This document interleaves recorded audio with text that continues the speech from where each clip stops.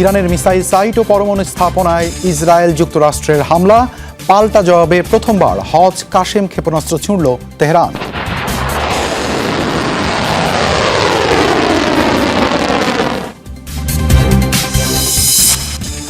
Iran লেবাননের পর রণক্ষেত্র Iraq, তীব্র হচ্ছে মার্কিন সেনা ও সশস্ত্র গোষ্ঠীগুলোর সংঘর্ষ।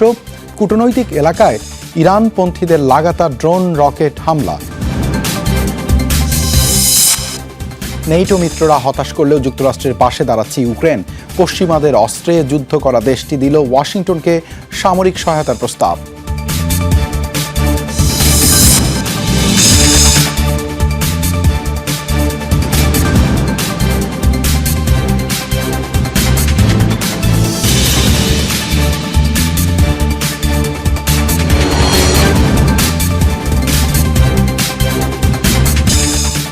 দর্শক সবাইকে আমন্ত্রণ যমুনা আইডেস্কে। শিরোনামগুলো দেখছিলেন।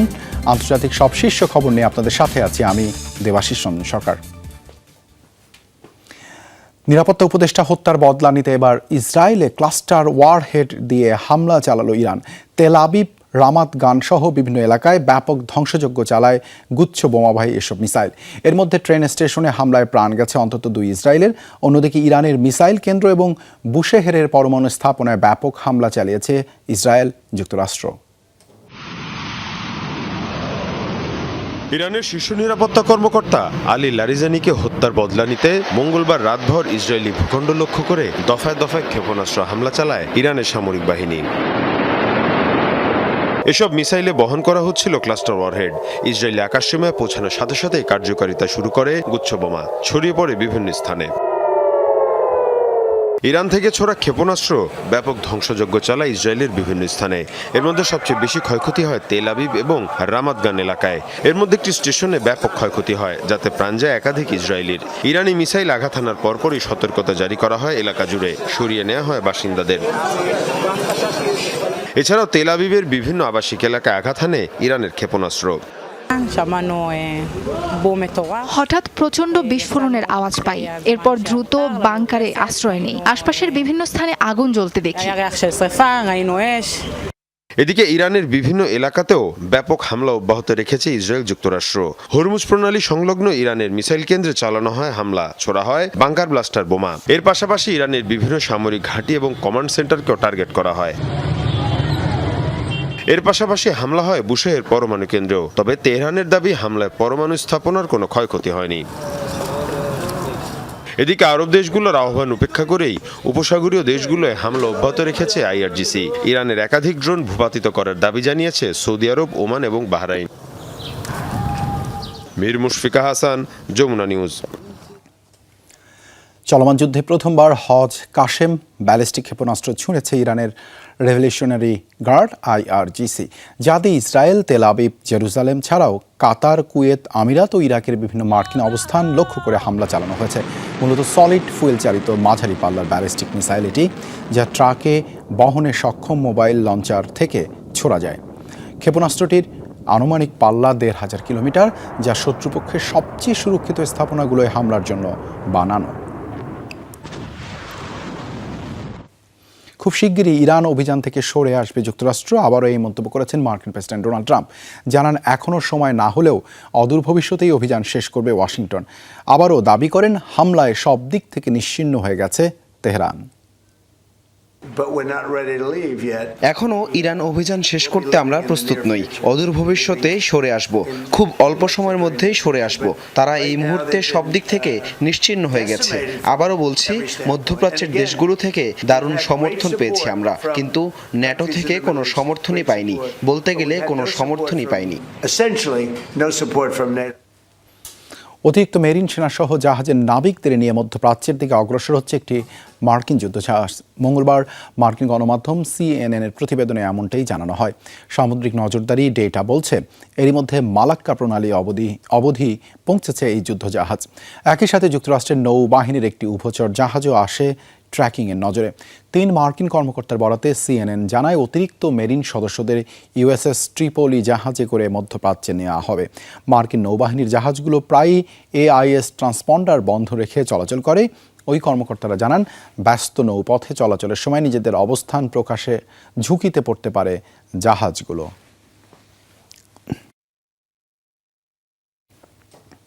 যৌথ অভিযানের প্রথম দিনই মিসাইলের টার্গেট হয় ইরানের কৌশলগত গুরুত্বপূর্ণ ও সবচেয়ে বড় দ্বীপ কেশম আইল্যান্ড। বন পাহাড়ের নৈসর্গিক সৌন্দর্যে ঘেরা দ্বীপটির নিচে রয়েছে ইরানের বিপ্লবী গার্ড বাহিনীর বিস্তৃত মিসাইল সিটি। তাছাড়া হরমুজ প্রণালীতে প্রবেশের পথ সরাসরি নিয়ন্ত্রণ করা হয় দ্বীপটি থেকে। কেশমের প্রধান পানি শোধনাগারে মার্কিন হামলার পরই হরমুজ প্রণালী বন্ধ করেছিল ইরান।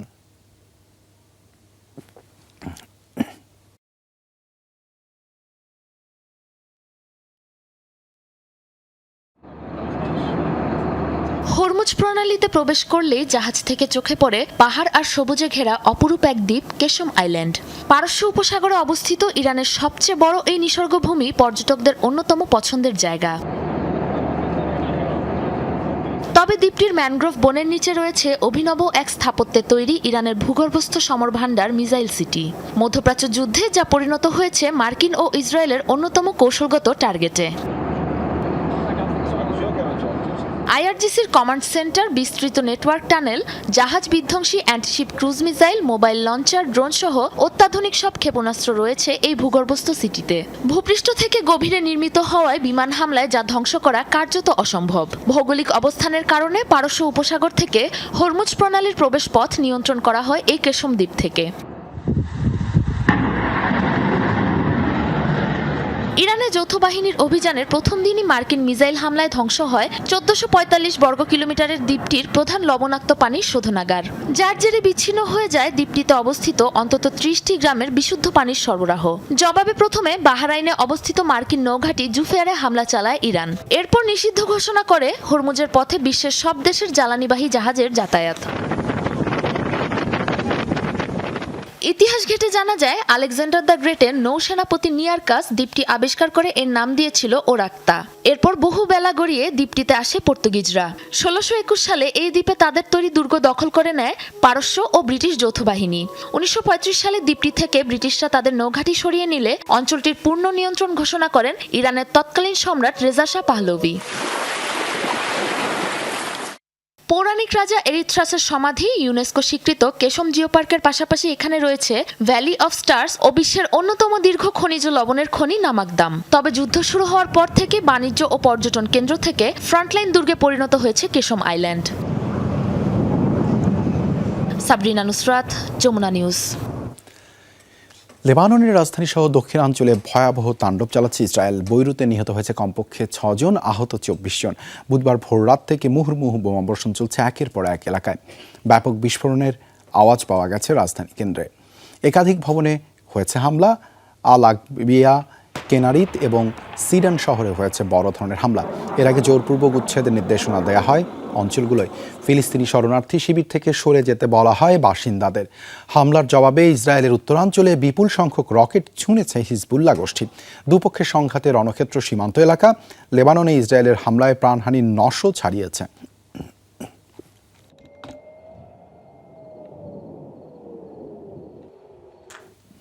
ইরান লেবাননের পর মধ্যপ্রাচ্যের আরেক রণক্ষেত্রে পরিণত হয়েছে ইরাক। দেশটিতে মার্কিন সেনা ও ইরানপন্থী সশস্ত্র গোষ্ঠীগুলোর সংঘর্ষ তীব্র হচ্ছে ক্রমেই।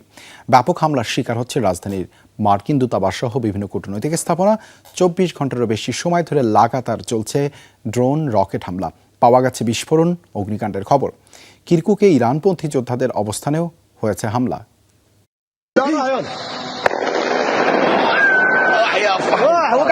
এই দৃশ্য বাগদাদের সবচেয়ে সুরক্ষিত স্থাপনার। অত্যাধুনিক আকাশ প্রতিরক্ষা ব্যবস্থা দিয়ে ঢাকা সত্ত্বেও মুহুর্মুহু হামলা চলছে মার্কিন দূতাবাসে। প্রাঙ্গণে আছড়ে পড়েছে ড্রোন। অগ্নিকাণ্ডের শিকার ভবনটি। পাওয়া গেছে বেশ কিছু বিস্ফোরণের শব্দ। মঙ্গলবার থেকে বাগদাদের মার্কিন দূতাবাস লক্ষ্য করে লাগাতার হামলা চালিয়ে যাচ্ছে ইরানপন্থী একাধিক সশস্ত্র গোষ্ঠী। ছোড়া হচ্ছে ড্রোন, রকেট। তবে এগুলোর বেশিরভাগই সি-র্যাম এয়ার ডিফেন্স ব্যবহার করে ধ্বংসের দাবি করা হচ্ছে। অন্তত 3টি ড্রোন শনাক্ত হয় দূতাবাসের রাডারে। 2টি ধ্বংস করা হলেও একটি হারিয়ে যায় রাডার থেকে। বাগদাদের অন্যান্য স্থানেও পাওয়া গেছে বিস্ফোরণ হামলার খবর। বাগদাদ বিমানবন্দরে যুক্তরাষ্ট্রের কূটনৈতিক স্থাপনা লক্ষ্য করে ছোড়া হয় অন্তত 3টি ড্রোন। এছাড়াও শহরটির কূটনৈতিক এলাকাগুলোতেও অব্যাহত রয়েছে হামলা। এদিকে কিরকুকে ইরানপন্থী সশস্ত্র গোষ্ঠী PMF এর ঘাঁটিতে হয়েছে হামলা। অগ্নিকাণ্ডের খবরও পাওয়া গেছে। কুর্দি অধ্যুষিত ইরবিলেও হয়েছে ড্রোন হামলা। ড্রোনের আঘাতে বিশাল এলাকায় আগুন জ্বলতে দেখা যায়, তবে এসব হামলার দায় স্বীকার করেনি কোনো গোষ্ঠী। একদিন আগেই যুক্তরাষ্ট্রের হামলায় সশস্ত্র গোষ্ঠীটির 4 সদস্যের মৃত্যু হয়, যার জবাবে মার্কিন স্থাপনায় হামলা অব্যাহত রেখেছে সমমনা গোষ্ঠীগুলো। ইরানের সাথে যুদ্ধ ঘিরে শুরু থেকে মার্কিন সেনা ও তেহরান সমর্থিত সশস্ত্র গোষ্ঠীগুলোর পাল্টাপাল্টি সংঘাত চলছে ইরাকে। অনিক রহমান, যমুনা নিউজ। পাইপলাইনের মাধ্যমে তেল সরবরাহ চালুর ঘোষণা দিয়েছে কুর্দিস্তানের আঞ্চলিক সরকার KRG। এই নিয়ে চুক্তিতে পৌঁছেছে KRG ও ইরাকের কেন্দ্রীয় সরকার।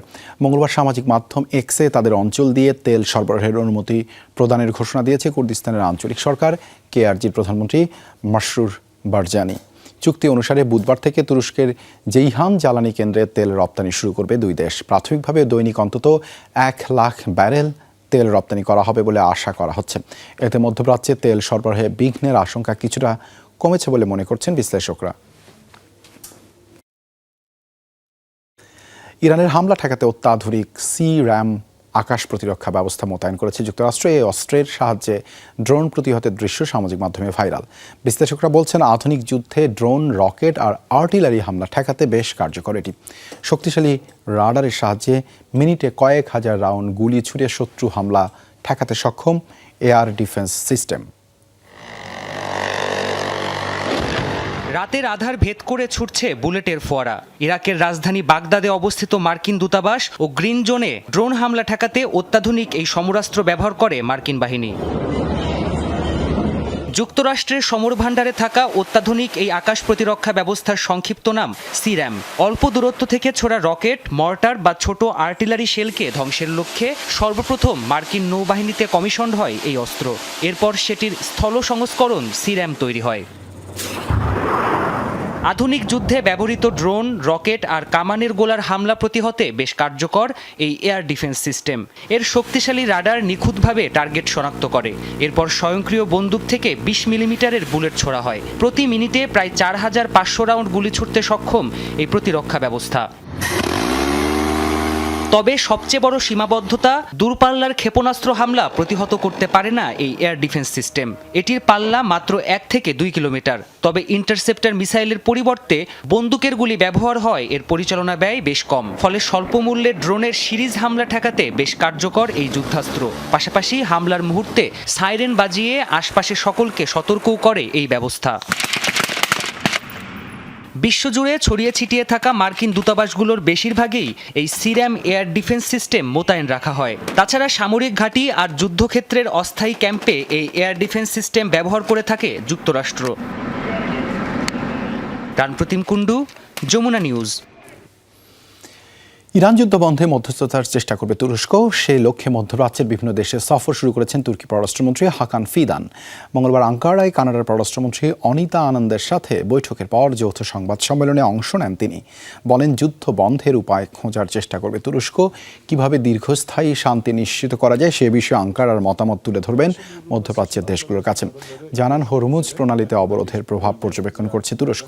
চলমান পরিস্থিতিতে দেশটির জ্বালানি বাজারও ক্ষতিগ্রস্ত। আলোচনার মাধ্যমে সব সমস্যার সমাধান হবে এমন আশাবাদ করেন তিনি।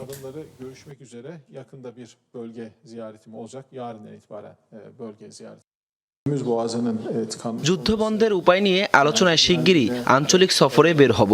আগামীকাল শুরু হতে পারে এ যাত্রা। বিভিন্ন দেশের সাথে বৈঠক করব। প্রেসিডেন্টের বার্তা পৌঁছে দেওয়ার পাশাপাশি তুরস্কের মূল্যায়ন এবং দীর্ঘমেয়াদী শান্তি অর্জনের প্রস্তাব তুলে ধরব। যুক্তরাষ্ট্রের ন্যাশনাল কাউন্টার টেরোরিজম সেন্টারের প্রধান জোসেফ কেন্টের পদত্যাগ নিয়ে আলোচনা তুঙ্গে। মঙ্গলবার ইরানে মার্কিন হামলার প্রতিবাদে গুরুত্বপূর্ণ এই সরকারি পদ থেকে ইস্তফা দেন তিনি। বিশ্লেষকরা বলছেন, এই ঘটনা থেকে স্পষ্ট হয়েছে প্রশাসনের কর্মকর্তাদের মতামত উপেক্ষা করেই যুদ্ধের মতো সিদ্ধান্ত নিচ্ছেন ট্রাম্প। বলা হচ্ছে, তার এসব আগ্রাসী সিদ্ধান্তের বিরূপ প্রভাব পড়তে পারে আসন্ন মধ্যবর্তী নির্বাচনে রিপাবলিকান পার্টির ভোট ব্যাংকে। মার্কিন সেনাবাহিনীর স্পেশাল ফোর্সের একজন সদস্য হিসেবে পেশাগত জীবন শুরু করেছিলেন জোসেফ কেন্ট। ইরাক যুদ্ধসহ মোট 11টি যুদ্ধ ও মিশনে অংশ নেন। 2019 সালে সিরিয়ায় আত্মঘাতী বোমা হামলায় নিহত হন কেন্টের প্রথম স্ত্রী। এরপরই সেনাবাহিনী ছেড়ে গোয়েন্দা সংস্থা সিআইএতে যোগ দেন জোসেফ কেন্ট। দ্বিতীয় মেয়াদে ডোনাল্ড ট্রাম্প যুক্তরাষ্ট্রের প্রেসিডেন্ট নির্বাচিত হলে দেশটির কাউন্টার টেরোরিজম সেন্টারের প্রধানের দায়িত্ব পান কেন্ট। দায়িত্ব নেয়ার 8 মাসের মধ্যেই ট্রাম্প প্রশাসনের সাথে কেন্টের কোন্দল প্রকাশ্যে এসেছে। এরই মধ্যে পদত্যাগের ঘোষণা দিয়েছেন তিনি। পদত্যাগের কারণ হিসেবে সামাজিক মাধ্যম এক্সে দেয়া পোস্টে 45 বছর বয়সী এই রিপাবলিকান সমর্থক দাবি করেছেন সুস্থ মস্তিষ্কে কোনোভাবেই ইরান যুদ্ধকে সমর্থন করতে পারছেন না তিনি। তার দাবি, মার্কিনীদের জন্য নিরাপত্তা হুমকি না থাকা সত্ত্বেও ইসরায়েলের চাপে পড়েই যুদ্ধে জড়িয়েছেন মার্কিন প্রেসিডেন্ট। এদিকে পদত্যাগের খবর শুনে কেন্টকে একজন দুর্বল ব্যক্তি আখ্যা দেন মার্কিন প্রেসিডেন্ট ডোনাল্ড ট্রাম্প। ক্ষেপে গিয়ে কেন্টের পদত্যাগকে ভালো খবর আখ্যাও দেন তিনি। সে একজন ভালো মানুষ, তবে আমার সবসময় মনে হতো নিরাপত্তার বিষয়গুলোতে সে বেশ দুর্বল। আমি তাকে সেভাবে চিনতামও না, তবে তার স্টেটমেন্ট পড়ে আমার মনে হয়েছে তার পদত্যাগ বেশ ভালো খবর। তবে সিনিয়র সরকারি কর্মকর্তাদের এমন পদত্যাগ মোটেই ট্রাম্পের জন্য ভালো খবর নয় বলে মত বিশ্লেষকদের। তারা বলছেন এই ঘটনা এটাই প্রমাণ করে যে নিজ প্রশাসনের কর্মকর্তাদের মতামতকে পাত্তা না দিয়েই যুদ্ধের মতো গুরুত্বপূর্ণ সিদ্ধান্ত নিচ্ছেন প্রেসিডেন্ট ট্রাম্প। এর সরাসরি প্রভাব পড়তে পারে মধ্যবর্তী নির্বাচনে। প্রাণপ্রতিম কুণ্ডু, যমুনা নিউজ। ইউরোপীয় একের পর এক দেশ ডোনাল্ড ট্রাম্পকে হতাশ করলেও পাশে দাঁড়ালো ইউক্রেন। বছর জুড়ে পশ্চিমাদের কাছে অস্ত্রের জন্য ধর্ণা দেয়া দেশটির প্রেসিডেন্ট এবার সামরিক সহায়তার প্রস্তাব দিয়েছে যুক্তরাষ্ট্র ও উপসাগরীয় দেশগুলোকে। ব্রিটিশ পার্লামেন্টে দেয়া ভাষণে ভলোদিমির জেলেনস্কি জানিয়েছেন তাদের তৈরি স্বল্পমূল্যের ইন্টারসেপ্টর দিয়ে ধ্বংস করা সম্ভব ইরানের শহীদ ড্রোন। এরই মধ্যে সৌদি আরব, কাতার সহ প্রতিবেশী দেশগুলো আগ্রহ দেখিয়েছে বলেও জানিয়েছে জেলেনস্কি। আকাশ চিরে ভয়ঙ্কর শব্দ তুলে ছুটে চলেছে ইউক্রেনের তৈরি কোয়াডকপ্টার ড্রোন। স্বল্প ব্যয়ে তৈরি এই ইন্টারসেপ্টর ড্রোনগুলোই এখন রাশিয়াকে মোকাবেলায় ইউক্রেনের প্রতিরক্ষার গুরুত্বপূর্ণ অংশ। মিলিয়ন মিলিয়ন ডলারের মার্কিন প্যাট্রিয়ট ক্ষেপণাস্ত্রের তুলনায় কয়েক গুণ কম খরচে তৈরি হয় বুলেট স্টিংয়ের মতো ড্রোন। ঘন্টায় উঠতে পারে 280 থেকে 350 কিলোমিটার গতিতে। 360 ডিগ্রি অ্যান্টেনা ও প্রায় 37 কিলোমিটার রেঞ্জও রয়েছে। তাই ইরানের তৈরি ধীর গতির শহীদ ড্রোনকে দূর থেকে ধাওয়া করে ধ্বংস করতে সক্ষম। যুক্তরাজ্য সফররত ইউক্রেনের প্রেসিডেন্ট ভলোদিমির জেলেনস্কির দাবি, শহীদ ড্রোন প্রতিহতে তাদের সহায়তা চাইছে যুক্তরাষ্ট্র ও মিত্ররা। দৈনিক 2000 ইন্টারসেপ্টর তৈরির সক্ষমতা থাকলেও তাদের প্রয়োজন হয় 1000। বাকিটা মিত্রদের দিতে আগ্রহী কিয়েভ। এ বিষয়ে যুক্তরাষ্ট্র ও উপসাগরীয় দেশগুলোর সাথে কথা চলছে বলেও জানিয়েছেন জেলেনস্কি। কেবল তাই নয়, এরই মধ্যে 2 শতাধিক আকাশ প্রতিরক্ষা বিশেষজ্ঞকে মধ্যপ্রাচ্যে পাঠানো হয়েছে বলেও জানিয়েছেন। মধ্যপ্রাচ্য এবং উপসাগরীয় অঞ্চলে 201 জন সামরিক বিশেষজ্ঞ পাঠানো হয়েছে। আরব আমিরাত, কাতার, সৌদি আরব ও কুয়েতের পথে তারা। আরও কয়েকটি দেশের সাথে কাজ করছি। যুক্তরাষ্ট্রকেও প্রস্তাব দিয়েছি, আলোচনা চলছে। আমরা দিনে 2000 ইন্টারসেপ্টর তৈরিতে সক্ষম। বিনিয়োগ হলে আরও সম্ভব। আমাদের 1000 প্রয়োজন, বাকিটা মিত্রদের দিতে পারি। এরই মধ্যে রাশিয়ার ব্যবহৃত 3000-এর বেশি শহীদ ড্রোন ধ্বংস করেছে ইউক্রেনের ইন্টারসেপ্টর। ব্রিটিশ পার্লামেন্টের দেয়া ভাষণে এমন দাবিও করেন জেলেনস্কি। এই ড্রোন ইন্টারসেপ্টর উৎপাদন ও বিক্রিতে একসাথে কাজের সমঝোতা হয়েছে যুক্তরাজ্য ও ইউক্রেনের মধ্যে। ডরথি তাস্টিন, যমুনা নিউজ। রাতভর আফগানিস্তানের বিভিন্ন স্থানে বিমান হামলা চালিয়েছে পাকিস্তান। রাজধানী কাবুল আর নানগারহার প্রদেশ সহ বিভিন্ন স্থানে হয় বিমান হামলা। প্রধানত দেশটির সামরিক স্থাপনা ধ্বংস করা হয়েছে বলে দাবি করে ইসলামাবাদ। তবে আফগানিস্তানের মাদক নিরাময় কেন্দ্রে হামলার বিষয়টি অস্বীকার করেছে আবারও। পাকিস্তানের তথ্যমন্ত্রী আতাউল্লাহ তারার জানান, ওই হামলায় আফগান সেনাদের গোলাবারুদের ডিপোতে টার্গেট করেছিল তারা। তবে সোমবারের ওই হামলায় কমপক্ষে 400 জন আফগান নিহত হয়, আহত হয় আরও কমপক্ষে 265 জন। এমন পরিস্থিতিতে তালেবান প্রশাসনের আচরণ পরিবর্তন না পর্যন্ত সেনা অভিযান অব্যাহত রাখার ঘোষণা দিয়েছে পাকিস্তান সরকার।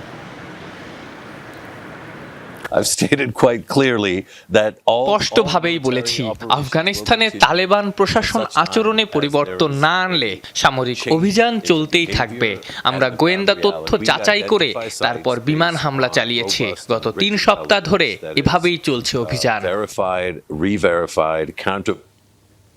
ঈদের চাঁদ দেখার অপেক্ষায় সৌদি আরব সহ মধ্যপ্রাচ্যের বিভিন্ন দেশ। আজ চাঁদ দেখা গেলে আগামীকাল দেশগুলোতে উদযাপিত হবে পবিত্র ঈদ উল ফিতর।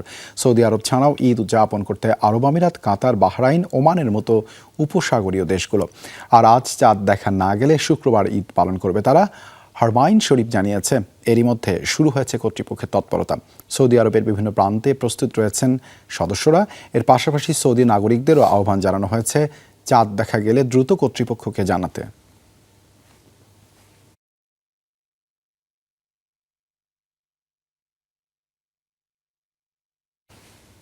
দিনের আলোয় সিসিটিভি ক্যামেরায় ধরা পড়ল পড়ন্ত উল্কাপিণ্ড। বিশালাকৃতির আগুনের গোলায় রূপ নিয়ে পৃথিবী পৃষ্ঠে প্রবেশ করে এটি। মহাজাগতিক বস্তুটির ওজন ছিল আনুমানিক 7 টন। তবে ভূপৃষ্ঠে আঘাত হানার আগেই তা খণ্ড বিখণ্ড হয় বলে জানিয়েছে মহাকাশ গবেষণা সংস্থা নাসা। উল্কার অংশবিশেষ পরে মার্কিন রাজ্য ওহাইওর ক্লিভল্যান্ডে। বিস্তৃত এলাকায় শোনা যায় বিকট শব্দ। মঙ্গলবার স্থানীয় সময় দুপুরে ঘটনা এটি। ডেলাওয়ার, ইলিনয়, ইন্ডিয়ানা, কেন্টাকি সহ কানাডার বেশ কিছু অঞ্চলেও দেখা যায় উল্কাপিণ্ডটি। ধারণা, ঘন্টায় 45,000 মাইল গতিবেগে সেটি ছুটছিল।